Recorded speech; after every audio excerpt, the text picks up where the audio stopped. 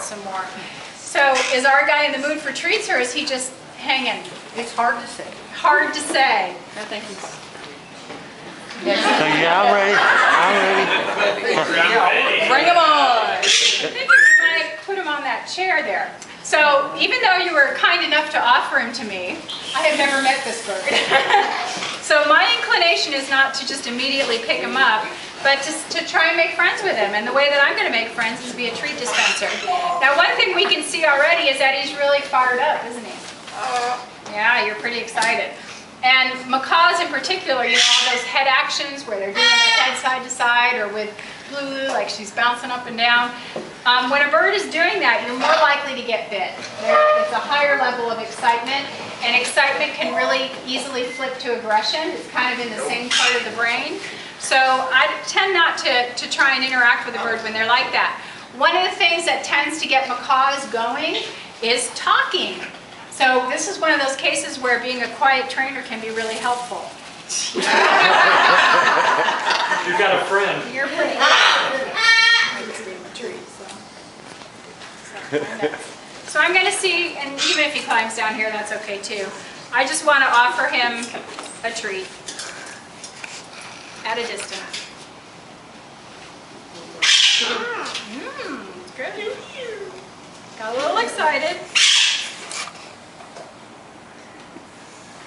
So what I'm going to look for now is, what does he do after he finishes that treat? Does he look at me for another one? You like another one of those? He's getting a little fired up. So that's kind of that activity that they'll do to get you engaged in sort of some displays, which again can lead to aggressive behavior. So for me, what I do when they're doing that is I don't interact with them, because that's not the behavior I want if I'm concerned that I don't know this bird and there might be aggressive behavior. Now with you, you have a relationship with him. And you may trust him when he's like that he's just excited and happy to see you and he's not going to bite. But with a stranger, he may bite, right? So like for me, my blue friend at Amazon, when I come home, tail fanning, eyes pinning, happy as heck to see me, can't wait to step up. If I came home and there was someone standing behind me and that bird did that, I would not pick my bird up. I would likely be bitten.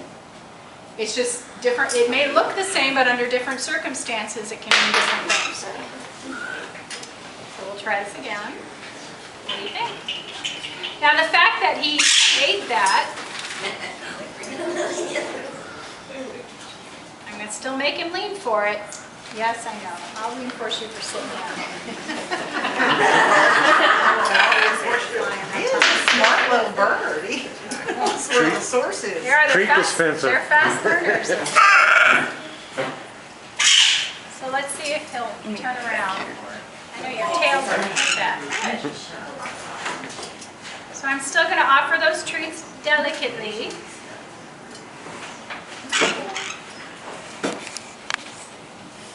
And what I'm also watching is how quickly he eats them and how ready he is for the next treat.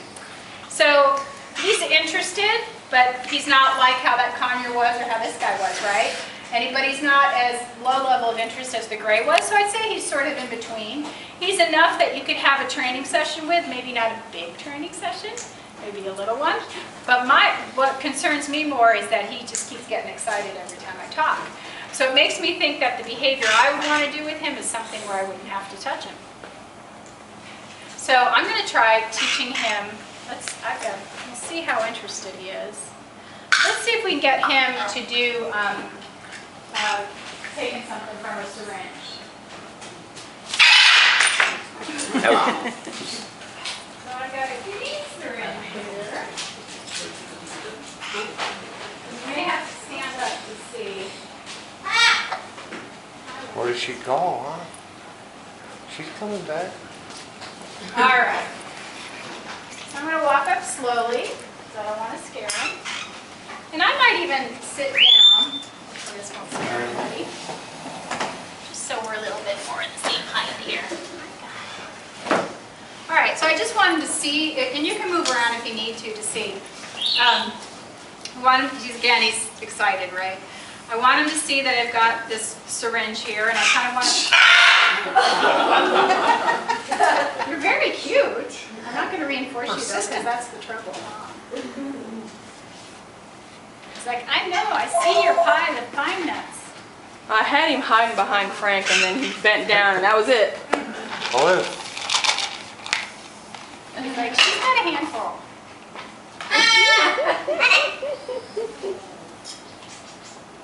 You're not getting any here. Blue, come. Come. Good boy. Good job. All right, so I'm going to give this guy a treat for just letting this syringe be nearby. Now what I want to, I think it's a really important behavior to train your bird to take fluid from a syringe. If you've ever had to medicate your bird, and then that means toweling your bird for 2 weeks and sticking medication in his beak, it's really stressful. You know your bird's afraid of you and afraid of a towel. So it's not that hard to train him to take fluid from a syringe. So the way I'm going to do this is right now I'm just pairing. Oh my God. If you need to give him treats to have him stay, that's okay. He's obviously still motivated, so that's good. Take him back here. I was trying to give my bird, I was trying to give one of my birds a syringe, and my other bird didn't like it and jumped on me and bit the crap out of me. Well, then I would probably not do the same work. Well, I wasn't thinking about it, but the other bird became very aggressive. Well, and now you have that information to work with. I mean, I wasn't even imagining that she would jump on me and bite the blood out of me. Well, and who knows what history she had with that. So what I'm going to try to do here is just pair treats with this moving a little bit closer. And eventually what I'm going to try and do is see if I can get this bird to touch the tip of the syringe. But just touch it, not destroy it. And the way that you do it is by not bringing it so darn close, right? You bring it close enough that the bird can, good, barely touch it. And here's where I am going to use a bridge. So for the moment, I'm going to use that target to kind of help steer this bird in the right direction. Good. And really what I'm trying to shake for is just the tongue touching the tip of the syringe if I can. I know, I'm exciting. I'm going to try not to respond to all the facial whatnot stuff there. Good.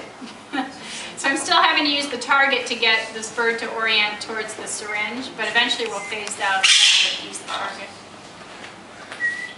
Did you figure it out yet? What got you there? Right there. Good.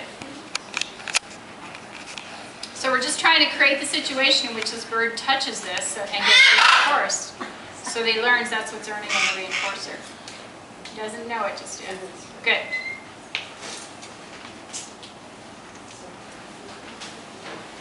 Trying to phase out the target, but he's not getting it. Oh, that's my bad. Let's try that again. My bad. Good. There's it. That was it.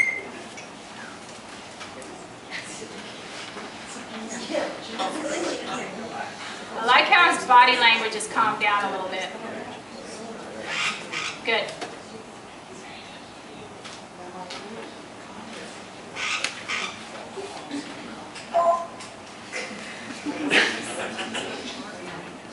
Good. So there's a bird who's starting to get it, right? That he's supposed to touch the tip. He wasn't so focused on the target that time. Oh, distracted by something. What's up? Are you done already? So is this target training? Good. I mean, I'm using this as a target. I'm also teaching him to touch this, so you could call it a target. But basically, you use targets to help train all sorts of behaviors. But eventually, what I'm going to do is phase out this target and work towards him actually, good, taking fluid from this. So I just want to see a little bit more consistency on him touching this, and then I'll go to the next step. But we're not ready for the next step just yet. Slowing down a little bit, too.